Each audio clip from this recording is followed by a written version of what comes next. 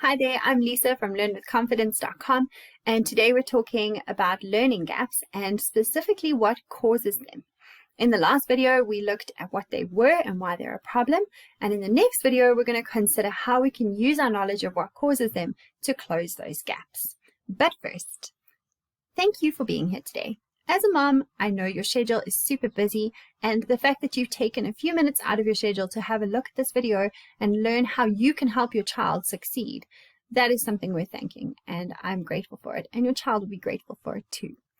If you like the content that you see here today, please remember to like this video, drop a comment in the comment box below, and don't forget to subscribe and hit the notification bell so you can find out when I have new videos up on this channel.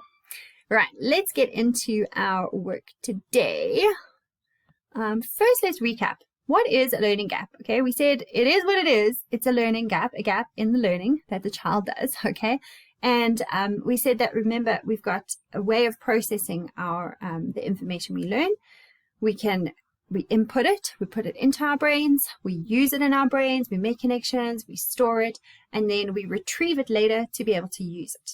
And learning gaps can happen at any stage of that process. Right, obviously it can happen, the first two are the biggest issue, is where we're putting information in and we haven't processed it properly is the second problem. Okay, so today we're going to look at a few examples. You'll find a complete list in the blog post, which I'll leave in the description below.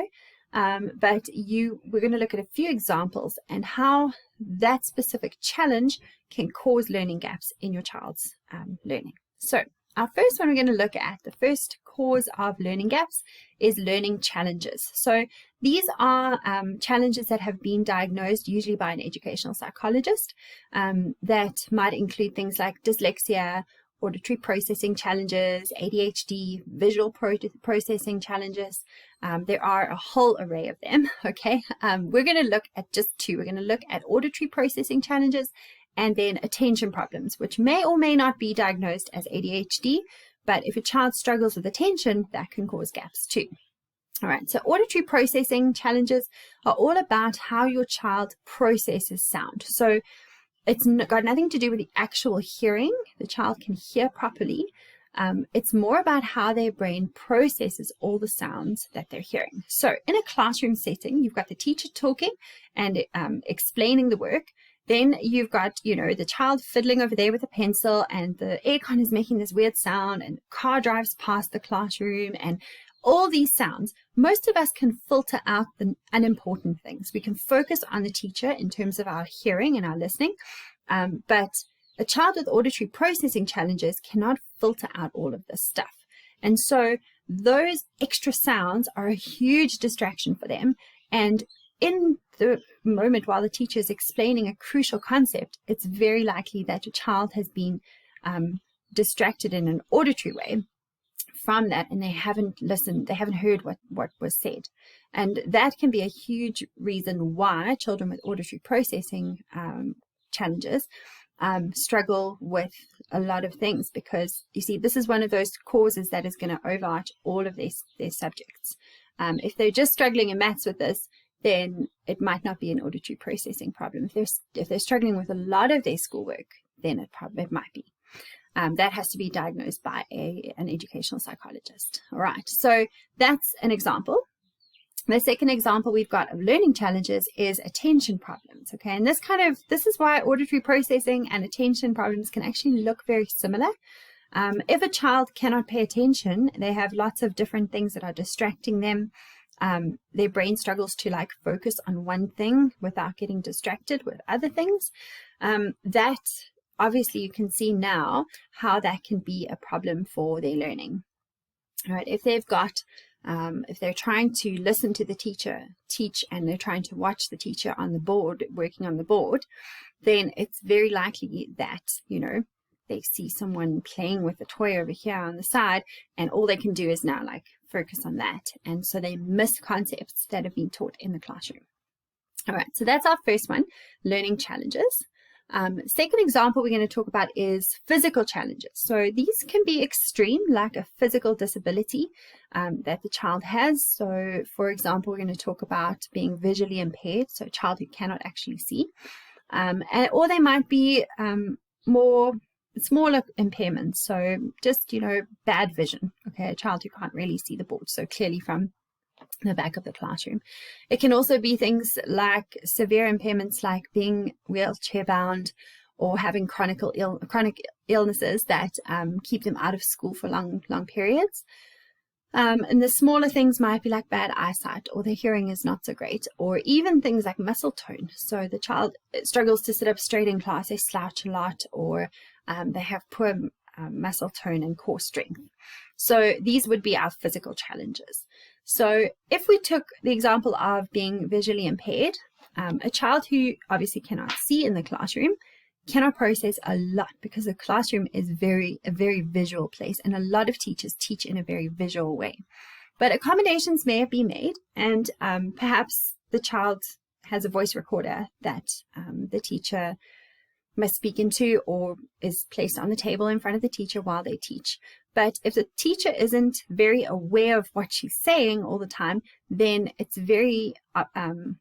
it might be the case that she's still relying on visual techniques, and the child might miss some of the concepts because they haven't been verbally explained. All right, so that's an example of how gaps can happen for a visually impaired learner. If it's just a small impairment, like they're nearsighted and they struggle to see the board, that's something that we can rectify with glasses. Okay, something simple as that, but you will not believe how much this affects a child's learning.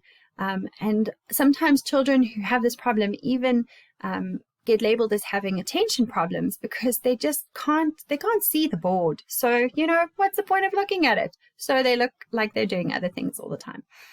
So yeah, we want to try and keep a check on our children's eyesight, especially so that we can make sure that they're not struggling with just a simple thing like not being able to see far enough and clear enough from what is being shown on the board. All right, so that is our physical challenges.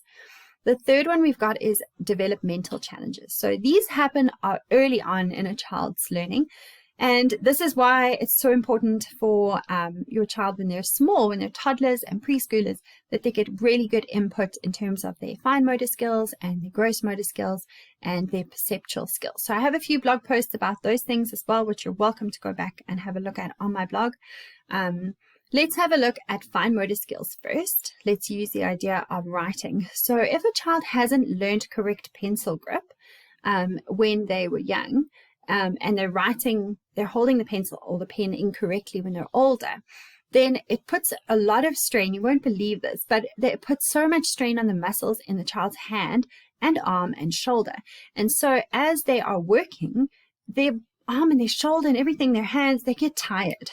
And this is why a lot of children struggle when they're holding the pen incorrectly to finish their work, or to keep up with writing the notes down off of the board, because their muscles are tired. They're just tired. And that means that in those moments, they can miss concepts. They haven't written things down correctly, or they've been lazy in their writing, like they've been slow at writing it down, so they haven't captured all of the concepts properly. And that's something that could have been fixed when they were younger. Okay, we'll look at next video, we'll look at specific things you can do now that they're older to kind of strengthen those muscles. But that's one way that fine motor skills can affect a child's learning gaps. Okay, another one that we can use as an example is a perceptual skill of visual spatial perception. Okay, that was a whole mouthful of words there. Okay, visual spatial perception is how you perceive things or see things, specifically in how an object is seen in space. Okay, so this is when you give your toddlers some of those like containers that they have to put the blocks in, and they perceive, this is the shape of a star, and they put the star in that hole, and they put it the right way around so that it fits through the hole correctly. Okay, those are why we do those activities with toddlers. Okay, but if your child has struggled with that concept or hasn't learned that effectively when they're younger, then it's going to affect a lot of different things, especially in maths, but in a lot of other subjects as well. They might not be able to perceive whether an object is on top or underneath or next to So that's prepositions in English. And then all of geometry is a lot about perceptual or visual perception. So being able to see which angle relates to another angle, that's more your like high school geometry. Which angles are equal, which angles are, 180 minus that smaller angle, things like that. That's all got to do with visual spatial perception. Okay, so we want to develop those things when they're young so that they can succeed later. Okay, so that's developmental challenges. And then we've got a couple more. The next one is disruptions. So this also causes learning gaps. And disruptions are a tricky one because sometimes we can control them and sometimes we can't. So at home, it might be something like moving house, which, it doesn't seem like such a severe thing, or it could be something serious like a separation between partners or divorce. But these things affect our little children and their hearts and their minds. And when they affect those things, they affect their learning as well. So a child's attention is on that the whole time. So it might look like they're daydreaming in class, or they're just not remembering their work. Their memory is not great. It's because of this distraction of something external, like a disruption in their home. Maybe a disruption is actually at school. There's been a change in teachers halfway through the year for some reason. And that kind of can throw a child's learning, not only because the teacher's teaching style might be different, or there might be a gap between what the previous teacher taught and what the new teacher is teaching, but maybe this child just really loved their previous teacher and they're struggling to connect with the new teacher. So those kind of emotional things, this ties a lot with the emotions of your child, affect their learning very, very closely. And so that's where we can see learning gaps as well. All right, the next one, which is a huge issue in South Africa, might be in some other countries as well, is a language barrier. So if a child is learning in their second or third language, so they speak Zulu, for example, in South Africa, but they're learning in English. Zulu might even be their first language, their home language, and, Tswana or a different language is their second language, and English is only their third language. So they're learning their maths and their English and their history and everything in their third language. And so they're struggling against the barrier of, I have to learn English and I have to learn history. Okay, so that's why that can cause huge learning gaps and really set the child back because they're trying to do two things at the same time, and that can be a real struggle. Okay. This next one, second last one we've got, is poor teaching. And so sometimes teachers that are put in positions are not subject specialists. Let's just be honest. They don't know the subject very well, or they don't know how to teach it very well, or they're just not passionate about it.